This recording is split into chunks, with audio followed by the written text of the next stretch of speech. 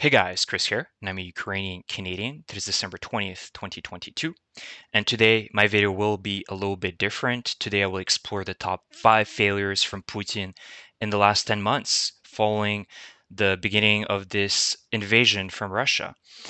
And so let's get to it. So these are the top 5. I could create a top 100 if I wanted to, but these are, according to me, some of the most important points and failures from Putin in the last 10 months. So let's go. So number 1, Finland and Sweden are going to be admitted to NATO soon. So Putin could very well receive the Recruiter of the Year award for NATO membership because these were two countries that were historically usually neutral, and now they're demanding to be admitted to NATO because they see how much of a threat Russia is.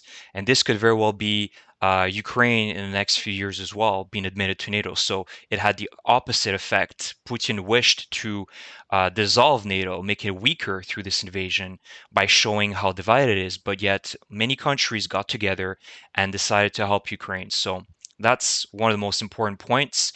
And as we've seen the last few months, many countries have understood the importance of reinvesting into their military budget. That includes Germany, Poland, the United Kingdom, the United States, right? So a lot of them have increased their military budget. We've seen Poland got their brand new tanks coming from South Korea.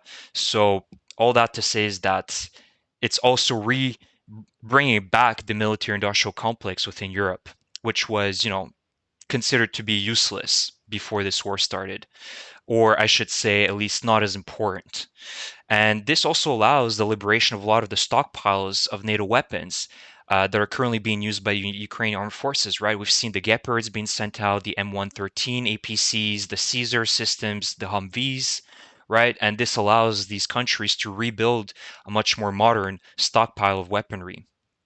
This also gave a reason for countries that have a large Russian population to strengthen their identity and force the Russian expatriates within these countries to play by the rules of the country. And for example, this would be the Baltics, right? Lithuania, Latvia, Estonia, which have a historically large Russian population due to them being obviously part of the Soviet Union back in the days.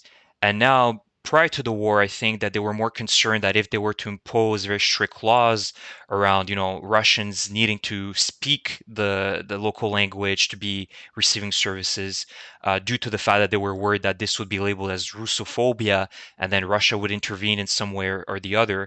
Now they're much more confident, seeing that Russia has lost its strong position.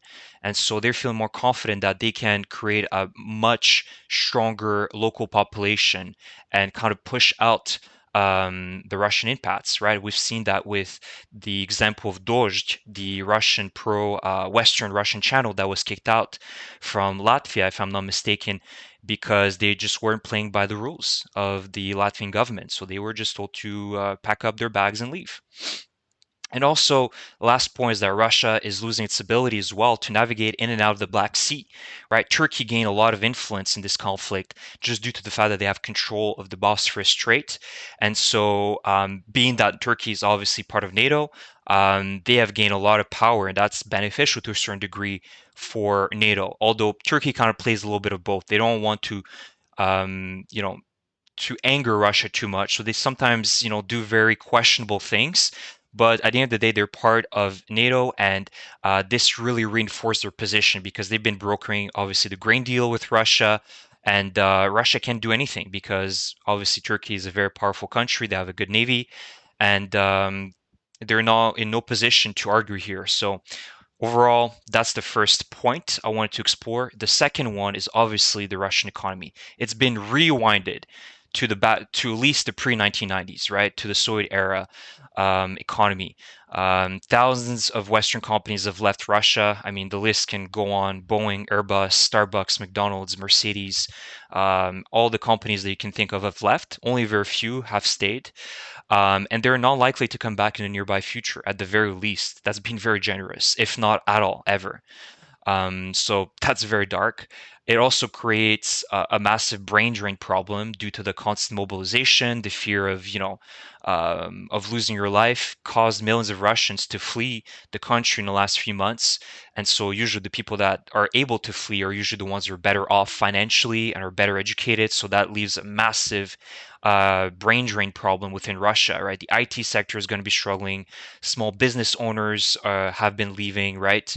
Engineers, doctors, the list goes on. Even general laborers are leaving, right? So nobody wants to live in a Soviet era economy in Russia. And so the powerful sanctions are also starting to bite now. They have very serious effects within Russia, right? The oil price cap means that Russia needs to be selling their oil at a loss. Import bans, right, causing shortages in every single department. And the most important is within the military, because the Russians heavily depended on the West to modernize their military assets. Also, the fact that the Kremlin is prioritizing, obviously, the financing of this war, and more than anything else, means that, according to statistics, about a third of their budget expenditure will go towards military and security services. So, obviously, you can forget the indexation for pension people that are under the pension and other social welfare programs. The Russians will be living in very terrible conditions in the next few years. And also, obviously, we've been seeing the insurance scams with the shopping malls catching fire, uh, and gang wars probably proliferating in the next few years, economic isolation. All these conditions will begin to form, and this will lead to a lawless period that many in Russia just despised back in the 1990s, where gang wars were prominent everywhere in Russia. And this is where Russia is heading for.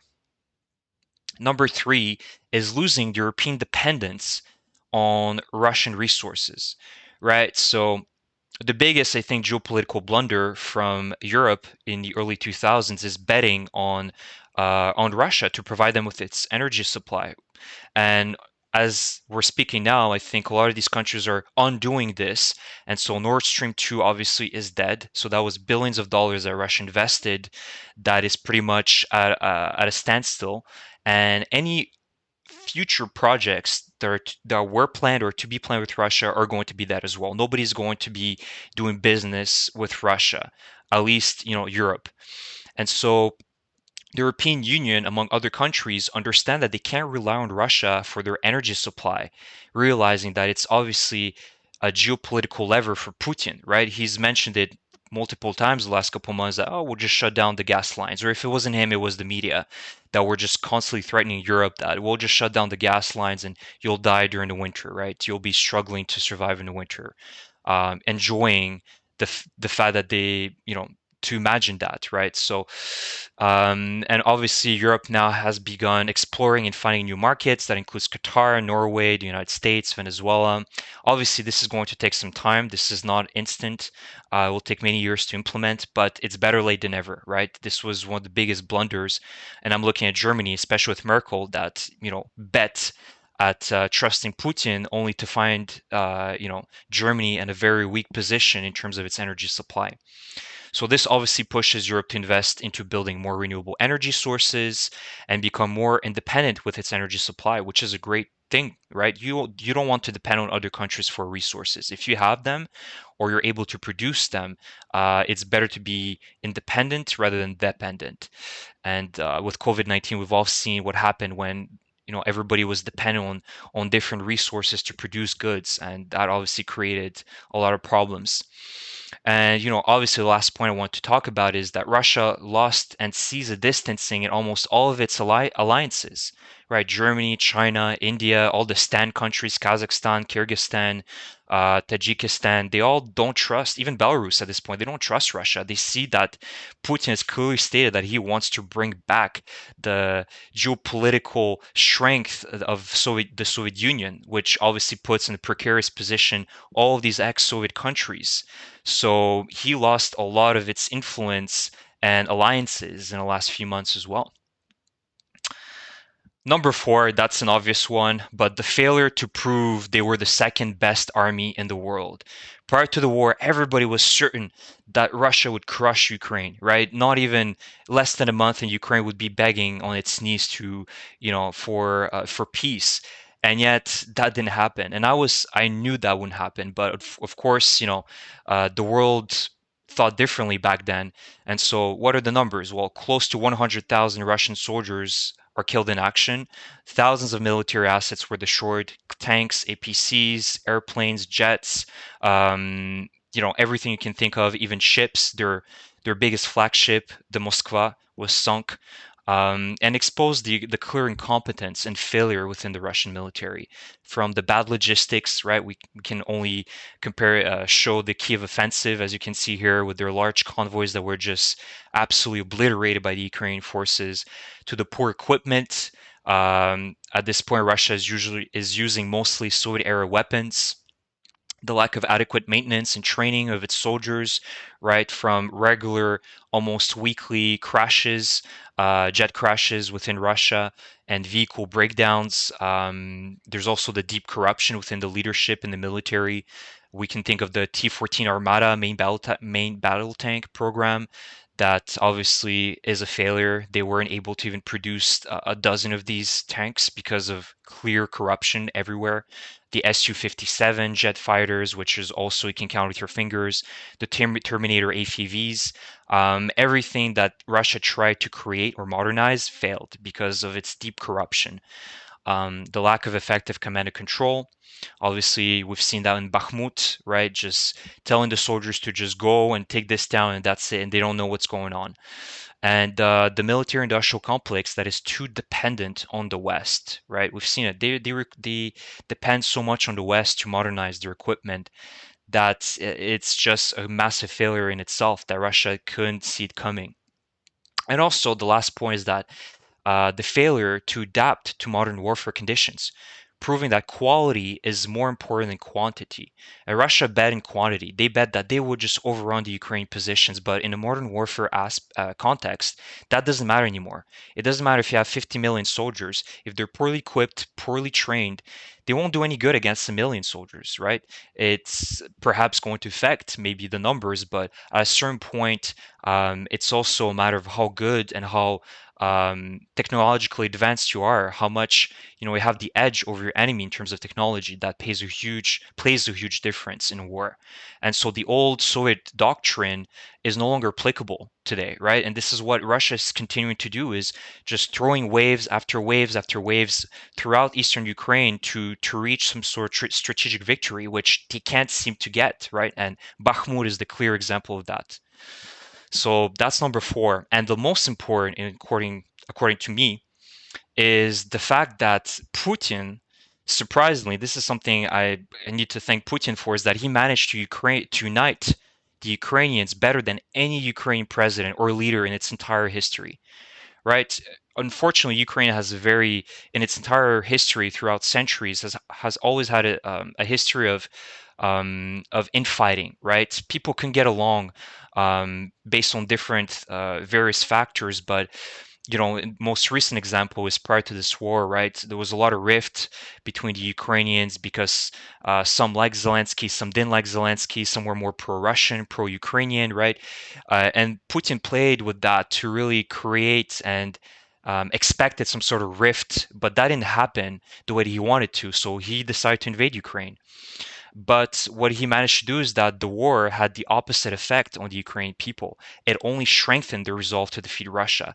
That only became stronger once we started seeing the inhumanity of the Russian army, how they created all these atrocities in Bucha, Irpin, Kharkiv, Kherson, the torture chambers, Mariupol, the devastation that the Russians have been causing everywhere without any sympathy, right? And that only strengthened the Ukrainian people that perhaps before the war were pro-Russian and thought, oh, Russia is going to come and they're going to, be our friends. And they weren't. They didn't care who they were shelling, whether you were pro-Russian or pro-Ukrainian. They just destroyed and looted, and that's what they did and continue to do. So the concept of a Russian-Ukrainian brotherhood is lost forever, right? It will take generations and generations to heal, and even then, I think that the Russians will always be remembered by the Ukrainians as, a barbaric army that was no different from, the Mongol hordes from the early, 13th century. and the stories and the heroism that was created throughout this war was really the glue that was missing to create this sort of united Ukrainian nation, right? From the Snake Island incident to the heroic Mariupol defenders that defend the city for almost 3 months, to the successful counteroffensives in Kiev, in Kharkiv, in Kherson, to the heroism of every single Ukrainian people, whether it be in Ukraine or outside of Ukraine, right? All of these stories will create, you know, a historic, book, about how the Ukrainians overcame this very difficult period in their history. And the last part I wanted to highlight is the fact that this war displayed the best from Ukraine. As I mentioned, the daily heroism to fight and survive, and resist against the Russian aggression. And it also showed the very worst from the Russians, right? And I constantly show you this on my daily updates of this lack of sympathy from the Russian people, the endless crimes that they have committed on the Ukrainian people. And this was something I never expected to happen. I just thought, yeah, it will be a war, but at least I can't fathom them think that the Russian people would accept doing this towards the Ukrainian people. So it really showed the best in all of us, in the West, in Ukraine, and really it showed the true colors of Russia. So that's my top five, guys. Let me know if there's something I missed, something that you think is also an important point. Failure of Putin. There's so many, and I apologize if there's one that I didn't cover. But let me know in the comments. I'm very interested to hear about what you think. And please subscribe to my channel if you really enjoy my content. Leave me a comment about what you think was one of the biggest blunders from Putin in the last 10 months. And I will see you guys in the next video. Thank you so much for your support.